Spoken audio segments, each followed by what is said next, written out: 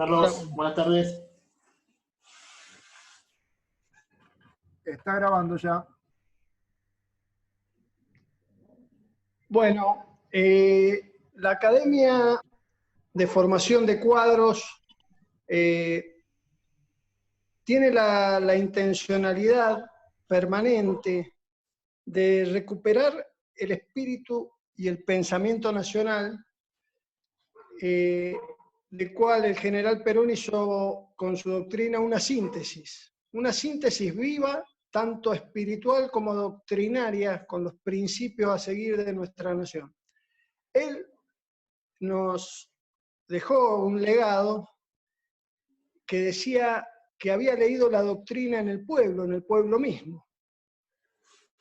Y esa doctrina es profundamente cristiana y humanista, como dice Perón en la comunidad organizada.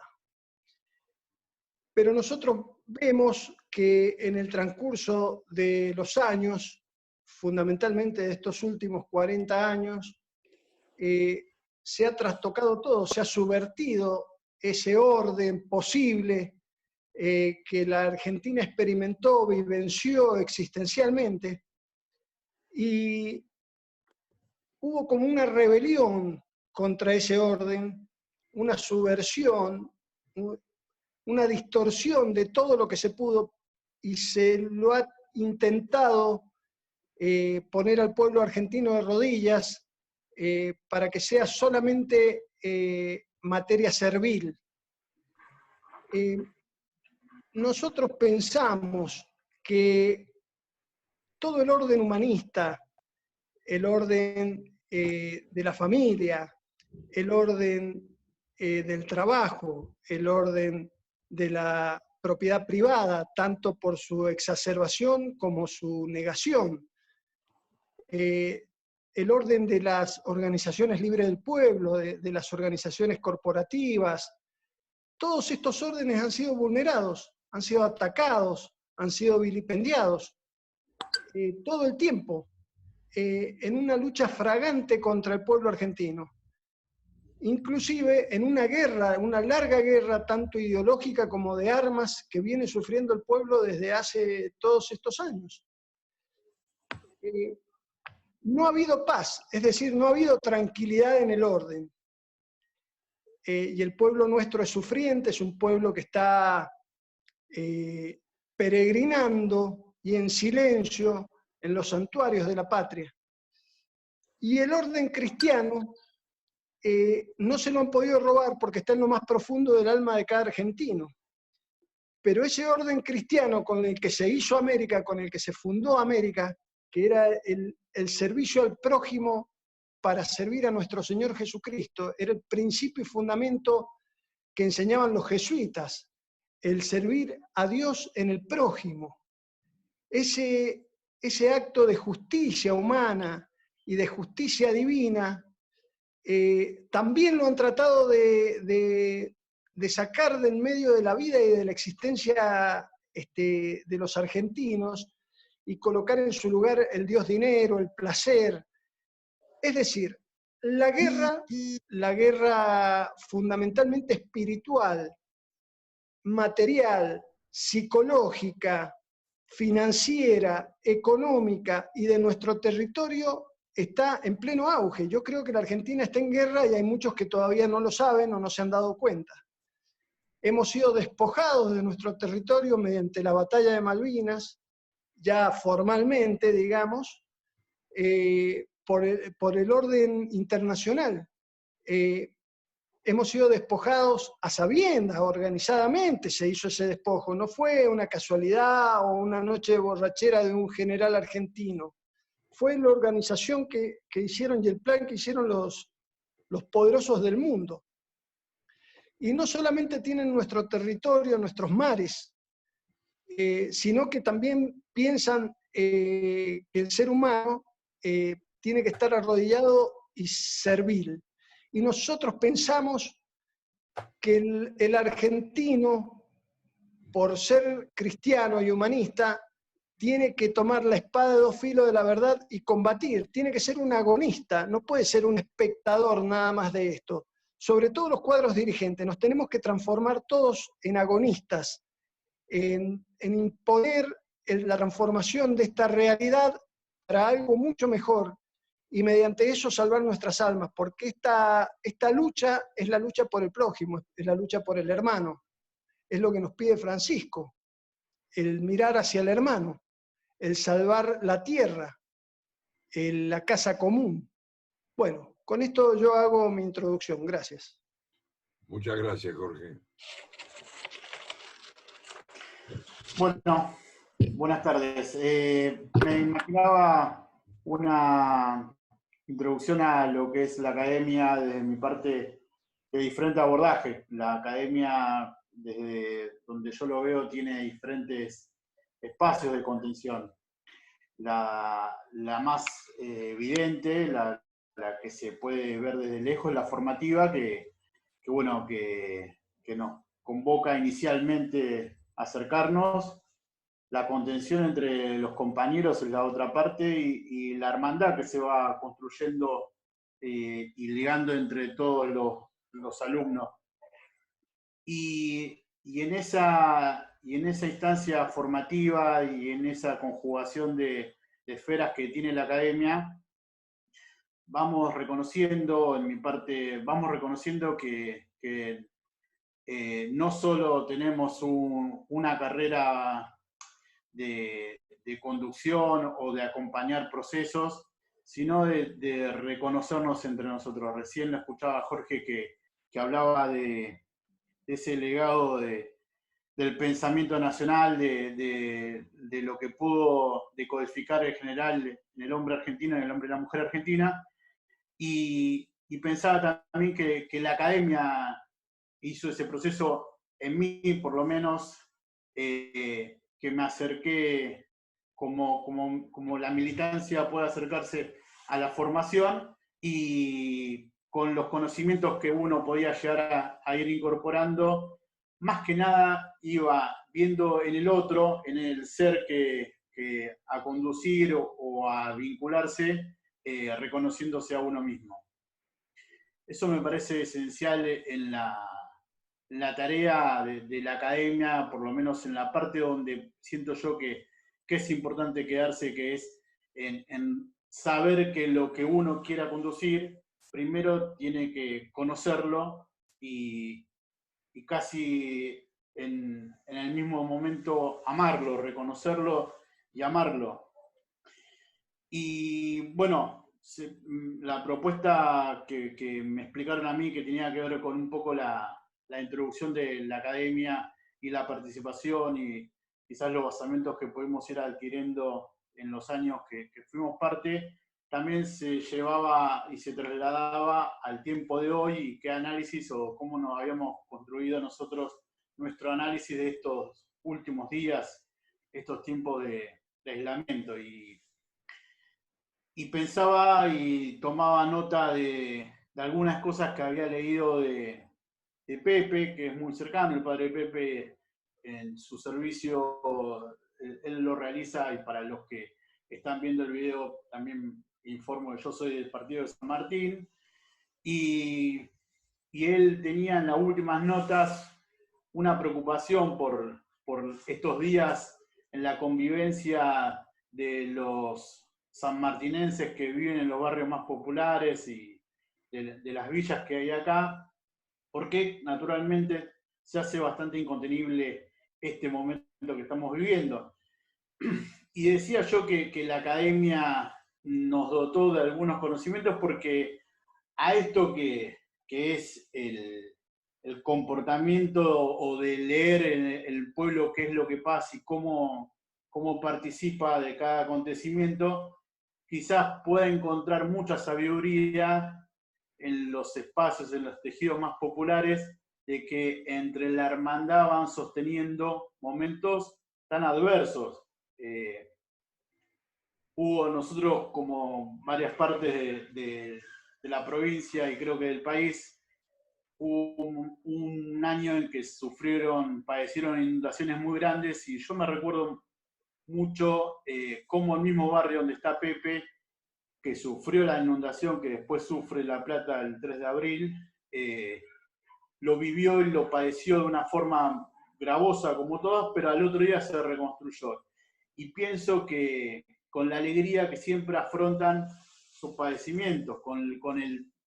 el vigor que se levantan todos los días. Y pensaba que ahí está un poco la fórmula de lo que nos puede llegar a pasar en este tiempo, en la devolución que podemos hacerle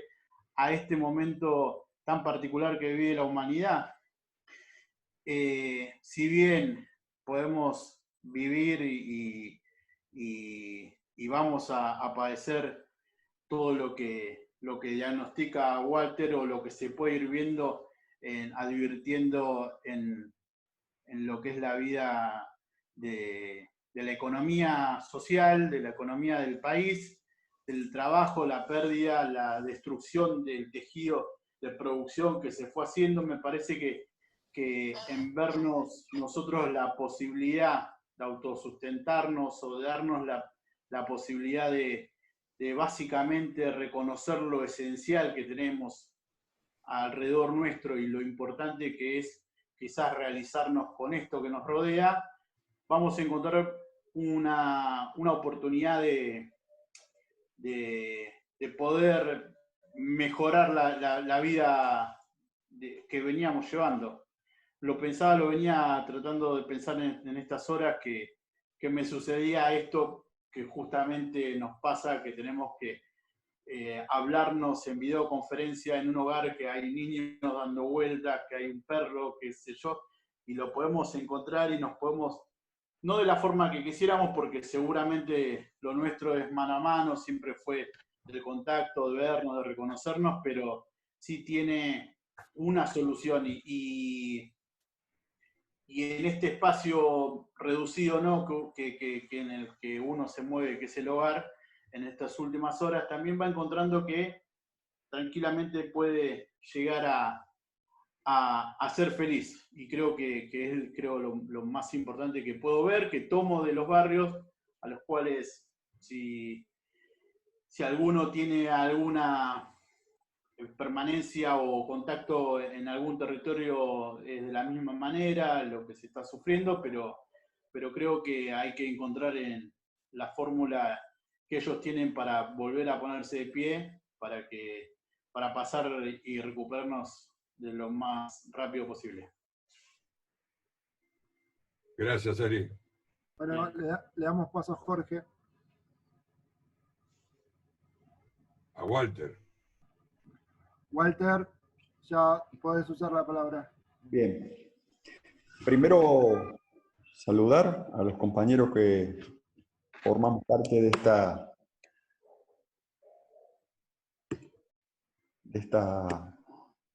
este desafío, de este tiempo,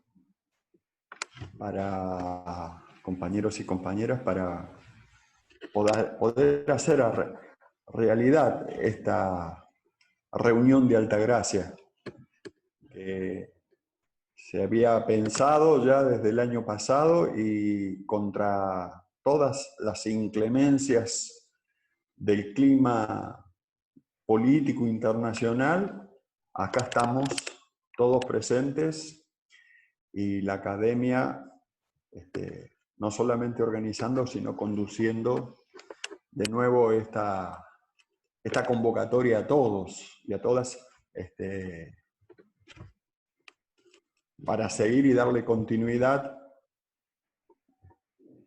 a la construcción de organización, de capacidades de formación y de conducción. En estos tiempos, donde, como decía Ale, antes que mí, en este momento en que casi se nos impone que todo es una realidad mediada por los instrumentos audiovisuales, y esto pudiese parecer que lo pone en un lugar principal a lo tecnológico, bueno,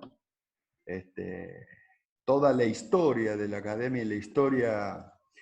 que uno conoce en las distintas reuniones demuestra que podemos usar estas tecnologías excepcionalmente, porque cuando hay organización real, presencial, los instrumentos virtuales son solamente instrumentos, es decir, las tecnologías virtuales de la información y la comunicación quedan reducidas a simples instrumentos para facilitar un objetivo, pero en ningún momento puede reemplazar a la organización presencial y real. Y ese es el primer gran desafío en estos tiempos, cuando pareciera que las tecnologías de la información y la comunicación, estas tecnologías virtuales,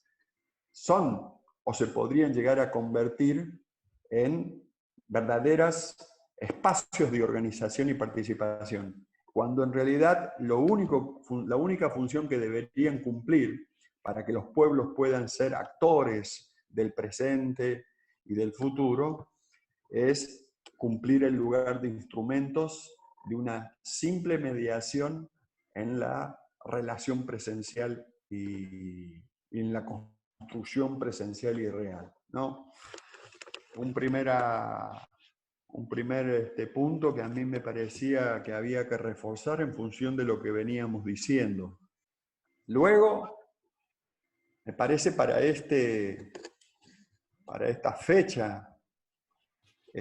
tan importante, empezar a pensar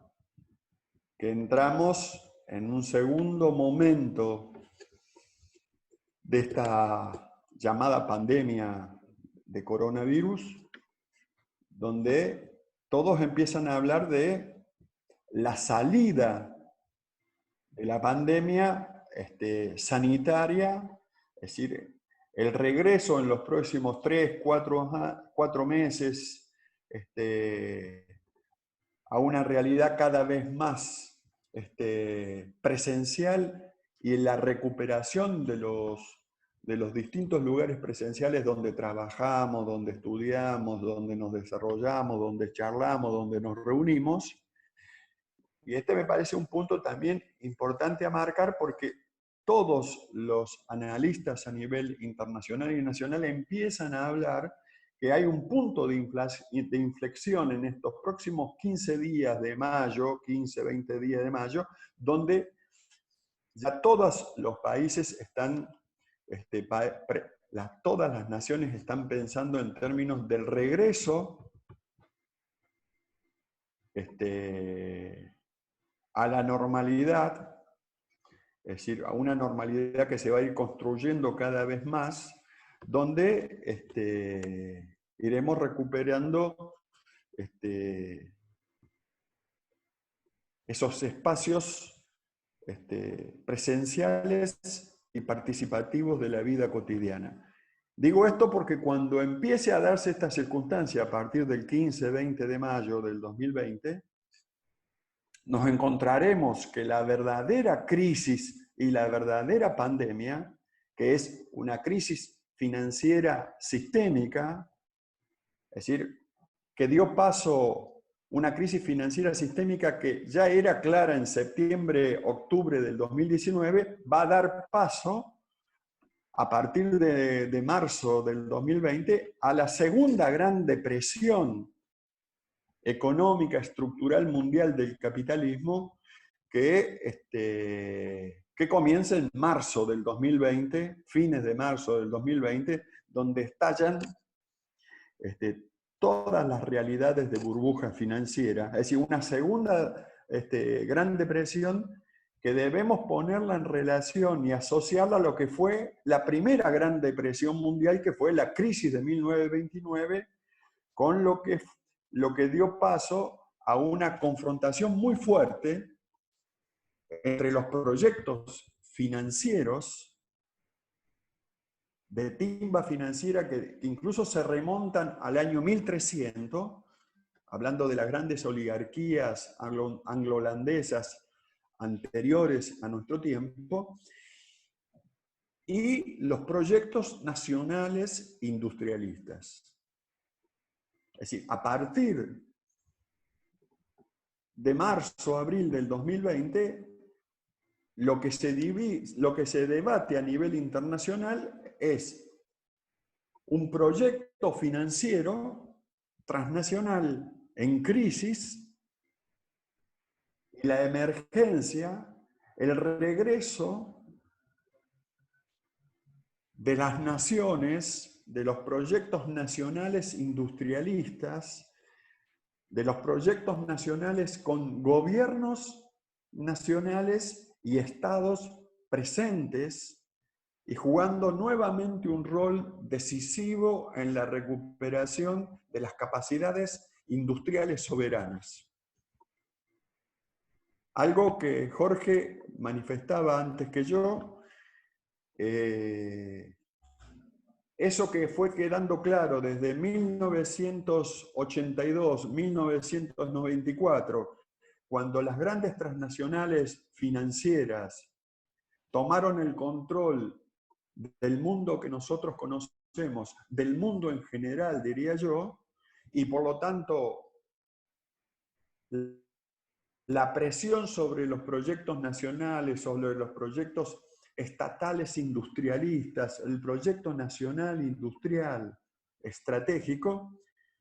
tuvo un grado de profundidad y de agresividad y de salvajismo que es lo que vivimos en toda la década de los 90 y todas las décadas del 2000 al 2010 y del 2010 a este 2020. Por lo tanto, esta crisis sistémica de las transnacionales financieras, de ese capitalismo financiero transnacional, lo primero que empieza a mostrar en el diálogo que se puede establecer con los distintos actores a nivel internacional, es que todos vuelven a hablar de lo nacional, vuelven a hablar de las políticas nacionales, vuelven a hablar de los estados nacionales. Y respecto de lo nacional, no solamente hablan los proyectos industrialistas nacionales estratégicos, que siempre hablaron y hablamos en ese sentido, sino que aquí se mezcla y los proyectos transnacionales, continentalistas, financieros, también empiezan a hablar de lo nacional.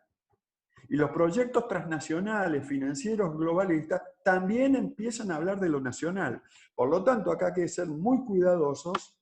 porque todos están hablando hoy de lo nacional, del Estado nacional, de nacionalizar capacidades o responsabilidades, pero los objetivos estratégicos de estos actores son diversos. Los objetivos de los grandes proyectos transnacionales, cuando hablan de lo nacional, hablan que lo nacional se tiene que hacer cargo, tiene que cargar con gastos, con costos que las transnacionales no están dispuestas a pagar en medio de esta crisis. Pero en ningún momento están hablando de que lo que se puede nacionalizar son los resortes estratégicos, es decir, las capacidades estratégicas de las naciones y los gobiernos nacionales y los estados nacionales para recuperar realmente un modelo nacional y un proyecto nacional donde las capacidades estratégicas se conduzcan y se gobiernen y se implementen en esa relación entre Estado y comunidad organizada. Digo esto porque acerca de lo nacional, muchos o todos van a estar hablando. Por ejemplo, las transnacionales globales, el proyecto transnacional global, habla de lo nacional y de que tiene que volver las responsabilidades nacionales, pero cuando específicamente uno habla del tema de la recuperación de soberanía en cuanto a la emisión de moneda y la soberanía monetaria y el Banco Central, ellos resisten por todos los medios que el gobierno nacional en Argentina, en Brasil o en cualquier país no solamente nacionalice la capacidad de emitir moneda, sino que al emitirla, esa moneda no quede en manos de los bancos privados, sino que sea manejada, administrada, a partir de otro instrumento que es, por ejemplo, un Banco Nacional de Desarrollo. ¿Para qué? La relación entre el gobierno, el Estado Nacional, el Banco Central y ese Banco Nacional de Desarrollo tenga relación directa con los factores de la producción real, es decir, el mundo de las empresas pymes y el mundo del trabajo. Es decir, el mundo del trabajo, la ciencia y la tecnología, que es todo un mundo del trabajo. Y un mundo pyme que en esta coyuntura de gran depresión tiene todas las oportunidades abiertas para recuperar lo que las pymes en relación al Estado tenían hasta 1975, donde el 82% de las piezas y partes, bienes y servicios eran de origen nacional en la Argentina. Algo que cambió totalmente a partir de 1992-1991. Entonces, como todos van a hablar de lo nacional, es decir, las transnacionales van a hablar de lo nacional, por ejemplo, las transnacionales norteamericanas continentalistas hablan y reconocen el concepto de que la nación debe ocupar de nuevo un lugar estratégico. Y en relación a la Argentina, plantean que esas capacidades nacionales y soberanas y de soberanía nacional recuperada debe estar en una relación de subordinación a las naciones centrales, a los países centrales y a las potencias centrales. Por lo tanto, es muy importante tener claro esto para saber que la oportunidad histórica está dada para que realmente exista un proyecto nacional en lo universal que no tenga por qué estar subordinado ni a las transnacionales globales, que nos quieren que las naciones se hagan cargo de los costos para que ellos se sigan haciendo cargo de las ganancias, ni ese continentalismo que necesita que lo nacional sea un concepto de lo nacional de país dependiente, cuando están dadas todas las condiciones para que las naciones puedan recuperar sus capacidades soberanas en términos extensos e integrales. Y las pueden recuperar en relación a lo universal, porque eso es lo que también hay que entender y hay que incorporar. No es que no lo entendamos, digo, uno lo refuerza para volver a charlarlo y decirlo. Lo nacional en lo universal es reconocer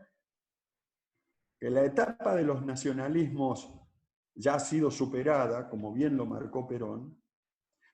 No solamente esa etapa ha sido superada, sino que incluso la etapa de los continentalismos ha sido superado, tal cual lo observó, lo midió Perón en 1972 y 1973, cuando él anunció para el 2000 el fin de los continentalismos y el ingreso a la etapa de los universalismos. Y uno podría decir que la crisis de 1999-2001 y la caída de las Torres Gemelas fue el primer gran hecho que marca el pasaje del continentalismo al universalismo. Claro, que hablado por los grandes actores transnacionales financieros, ellos le llamaban a eso globalismo. Somos nosotros lo que a eso le tenemos que llamar universalismo. Y ahí, en términos de ese universalismo y de ese pluriversalismo, que incluso en términos de la relación entre naciones se habla entre multipolarismo y poliédrico,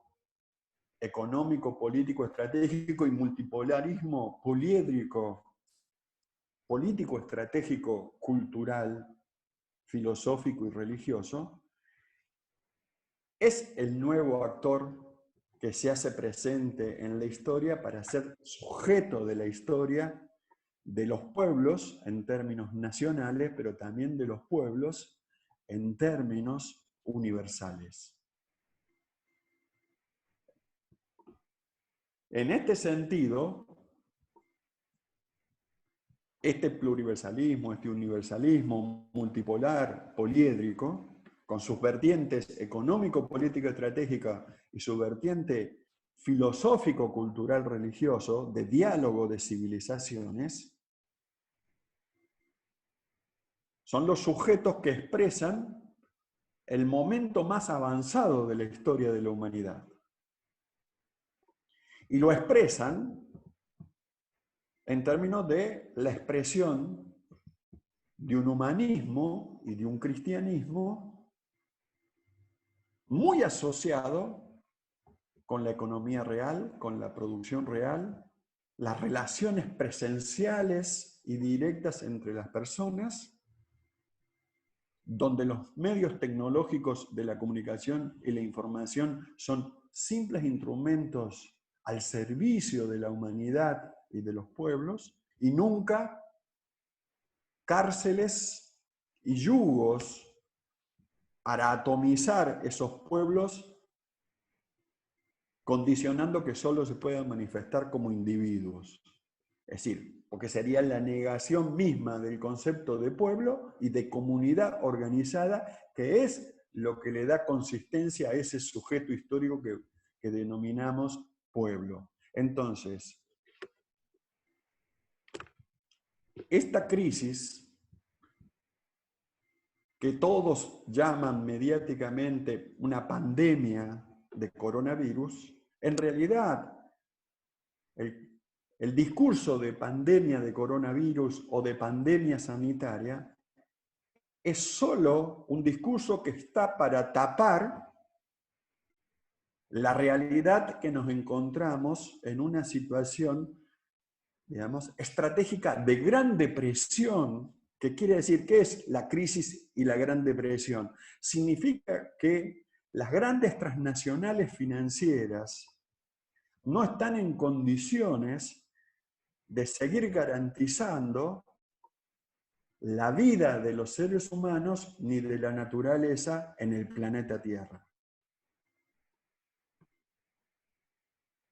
Por lo tanto, esto que se manifiesta como crisis financiera o como estallido de burbuja financiera, y que luego toma forma en marzo de gran depresión, es decir, gran parálisis económica financiera, una parálisis que venimos desde el 2009, porque todos debemos saber que la economía viene paralizada a nivel mundial desde el 2009, desde la crisis del 2008. Y lo que produce este momento de septiembre del 2018, octubre del 2019 a marzo del 2019, es una